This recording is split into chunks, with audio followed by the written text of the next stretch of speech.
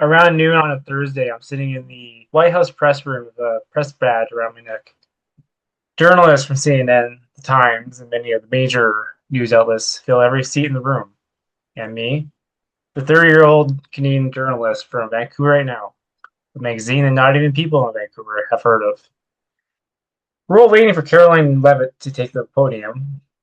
Well, most of us are. There's this odd tension in the room. People shift in their chairs. They cautiously speak to each other to fill a silence, like they're waiting for a very strict teacher. Except for this balding man in front of me who is looking at a Reddit thread for cured baldness. The tension makes me even more stressed than I already am. I glance at my thin gray tie and wonder if I should have gone with the red wide tie to better connect with the man I was about to see. Or would that have not been very not subtle? Does he even know what subtle is? The suit I'm wearing is the only one that I own. It does not see a lot of use, if I'm being honest. Last time I wore it was on a date where I was trying to make myself look more successful than I actually was. The charade fell when I asked my date if we could split the bill. Definitely not one of my strongest ideas. When I was packing up the trick, I wondered about the questionable thin gray tie, the gray pants with the tiniest hole in me. Dear Lord, what if someone sees it? Or the gray faded jacket, the side effect of thinking it was machine washable. Oops. And the black shirt with the missing button, the scuffed brown shoes. Everything about it is completely terrible. I should have invested in a new suit, but I didn't want to waste my rent money on something that I was only going to wear once, especially not for the idiot that I'm about to meet. I'm still confused as to why I'm interviewing him. How the fuck did I get here? A few weeks ago, I was at my desk in the corner of the Vancouver Right Now office, right next to the window where it's coldest during winter, but cooler during the summer. Also, it's far away from everyone else. Thus, it's the best place in the office. I was trying to write this article about the newest atmospheric river about to hit the lower mainland, but all I could think about was whether I should have a fourth cup of coffee. And the myriad of distractions around the office did not help things. I wish for the thousandth time that my boss had never banned headphones in the office, in the interests of communication and focus. Distractions? Where should I start? Either it's brewery downstairs, the chatter and commitment to creative approaches to brewing. By that I mean using oysters, hot dogs, and bacon at the same time. It's certainly not something you want to smell. It's like garbage juice and vomit mixed together. How do people drink that shit? Caleb, the youngest in the office and our social media expert, was doing a TikTok dance in the middle of the office. He was waving his arms around in front of his phone, which was propped up on his desk. It didn't seem like he was doing it halfway either. This was full tilt dancing, like he just didn't care. That day he had on a massive hoodie with acid wash jeans. They're making a comeback, apparently. He was also wearing a thick chain that kept bouncing as he danced.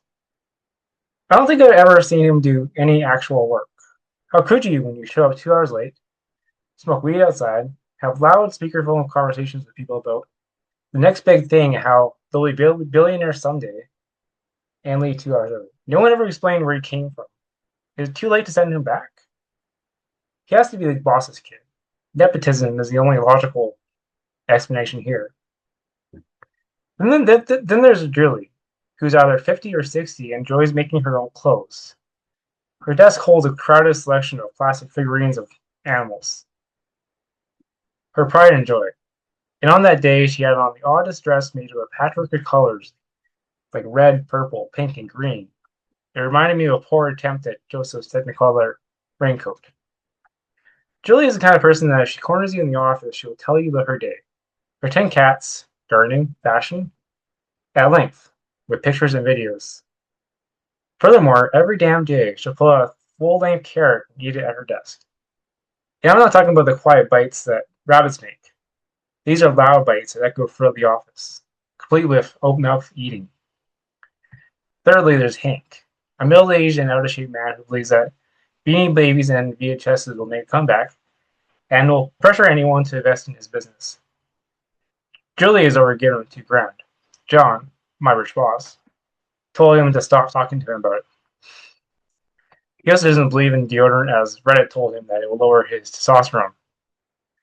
He will also eat sunflower seeds at his desk, which he will then spit into the nearest garbage can.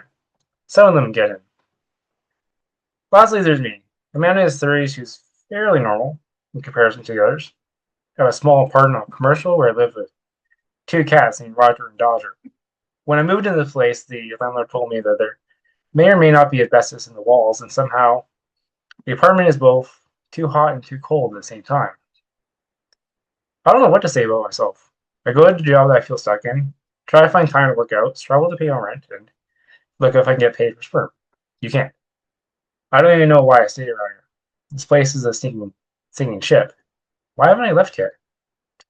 I think I still have this naive hope that things might break themselves, that we might return to the good old days. Wait, what about the office? Years of use have worn the flooring down. There are even small holes appearing. They're not foot size yet. Eventually, someone might fall through and into the vat of the brewery's newest punishment on humanity's taste buds. I hope it's Caleb. Well, no, I shouldn't wish that, but would that be so bad? It wouldn't kill him, I think. Also, the bathroom is only one toilet, as the other one will shoot water and other things at you, as I found out. John has constantly refused to fix the bathroom. Said it's too much, but won't let anyone use his office's bathroom. He refuses to explain why.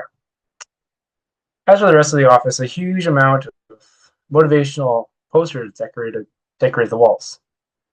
So many of them you can barely see the wood underneath. When they lit up, I wondered if my boss thinks that more motivational posters equals more motivation, or if he's trying to cover up holes. Both ideas are valid. And our just must come from the IKEA reject bin. Why else would I have to level it out with a few bins and a piece of wood and open up my drawer with a crowbar? Whatever. Such is life at Vancouver right now. Sat back in the chair that I found in the nearby alley. It's clean, I checked. And the rain falling outside. A normal fall day. Skyscraper that went up way too fast obscured part of my view. I wonder if I found this time if the jump out of this window would kill me, or just break my leg. With my luck, I would end up with a few bruises. What a waste of a attempt, right? I joined Vancouver right now as soon as I finished journalism school. Back then, it was owned by this couple named Yvette and Jacob Richardson. There were two West Van millionaires who owned a few businesses. But this magazine was their pride and joy. I met them on the first day, and they're really nice to me. They told me that they to always tell the truth and never compromise. Only they sold it a few years later and handed it to my current boss, John Jackson, a best-bearing, Elon Musk idolizing, and hair plug loving venture capitalist from the States. When he first bought it, he told us, make Vancouver look really, really, really, really good. Just don't talk about their stuff. By their stuff, he meant homelessness, inflation, rising rents, and our pesky neighbors to south. But sure, let's talk about the nearest brunch place or which celebrities in town. A lot of good people left since the sale. Only I don't know what to call them, if I'll send me not so low misfits kept stuck around. And myself and Olivia, the only competent person that I forgot to mention. I looked away from the window and watched Olivia exiting John's office. Her hands were balled up into fists, and she looked really very annoyed, like she was about to kill someone. She's around my age, and is always wearing her jean jacket. A piece of clothing that's decked out in buttons and pins from Watchmen, Metallica, and BoJack Horseman. She's always adding more buttons to that jacket and changing her hair. That day, her hair was pink. She bypassed Kayla's dancing and walked right over to me. Hey, what are you working on? She leaned against my desk. Atmospheric river bullshit, I said as Julie took out another carrot. Dear Lord. Yeah. She looked away. Did John say no to your downtown east side piece? I asked. He did. Said that people don't want to know about that. So I told them that they don't know about that because we don't tell them. Lady takes a breath, and fiddles with her hair. What did he say to that? Said that it's his magazine and told me to go write about Seth Rogen coming down. She leans in closer to me and whispers, I wish he wasn't a rich dick with too much money. I replied in the same tone. Exactly. Olivia stepped away from the desk. He wants to see you, by the way. I have no idea what it's about. Fuck, I need a breather and maybe a drink, she said as she walked away. Suddenly, Caleb slammed into her and almost knocked her to the ground. You fucking kid, get out of my way. This is the workplace. Stop doing that shit. Olivia moves past Caleb. I'm generating interest in the brand, Caleb says as Olivia ignores him and leave the room. I rose from my desk and as Caleb looked at me, is she on her period? He asked. Nope, and you shouldn't say that. Walked past him and saw Caleb's phone on the desk, streaming his dancing. Quote thinking too much, I clicked the record button off. Hey, you can't shut that off. Caleb hurried to his phone and turned it back on. Looks like it just did. Left him behind and headed for John's office. I'm so sorry, fam. Total loser just shut off the stream. Let's not give a thumbs down to that guy. No. Don't thumbs down the stream. Caleb explained just thousands or hundreds or tens of pounds. I chuckled a little as I reached John's office. I knocked and wondered, shit, was I about to get fired? Come in, John answered from the other side of the door. I opened the door and stepped into John's large office. He used to be smaller, but he knocked the walls between his office and the one next door, so he had a bigger, nicer office. It's good that he gets what he wants. John was sitting behind his rich oak desk, a few photos of his wife and kids on the wall behind him. Right beside a wide portrait of a group of billionaires recreating the Last Supper. There's Musk, Gates, Cuban, Zuckerberg, Buffett, Bezos, Ellison, and a few others I can't name. Front and center is Steve Jobs as Jesus because why not? One moment, he told me as he was typing at his computer. That day he had on his vest like always, and his hair plug. Treatment seemed to be working as more hair was covering his once bald head. Also, I was pretty sure his arms had gotten bigger. He must have gotten a new trainer. Besides that, he has to be in his 50s with slim glasses. Everything about him screaming Silicon Valley douche. He finished typing and looked over me. Now, Ben. John puts his hands together on the desk. Odd. This doesn't feel right. John rose to his feet and walked around the desk, leaning against the hardwood. This was weirder. Great moments are born from great opportunity. Isn't that from Miracle? I asked. No. Ejected a bit. Ain't about how hard you can hit. I cut him off. That's from Rocky. Can you just tell me why you brought me in here?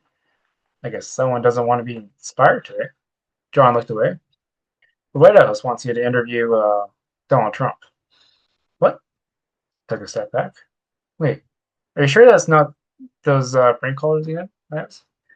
No, this is official. I even printed off the email. John grabs the email and handed it over to me. Looked over. It was correct. They requested me to interview Donald Trump.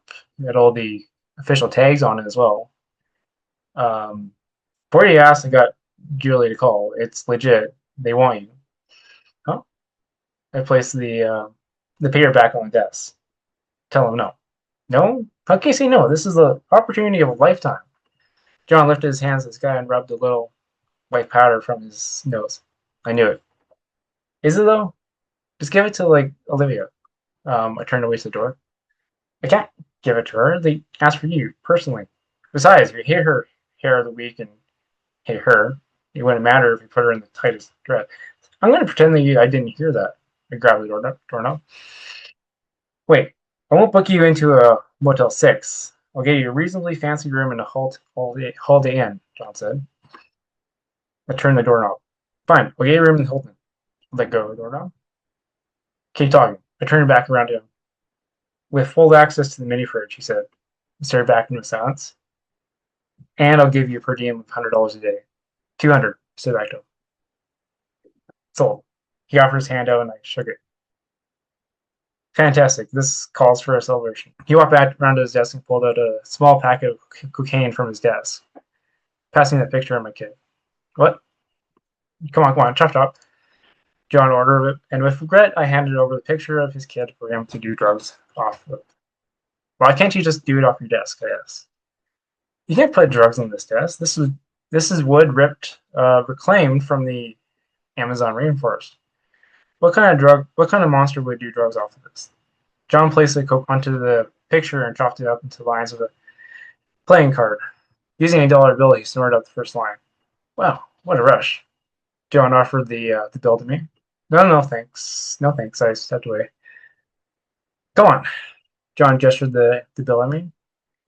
No, thanks. I walked back to the door, but thanks for giving me this opportunity, I said. To be honest, I didn't know what to say. No worries. John snorted another line. You notice, I've noticed that you drink a lot of coffee. You should avoid that.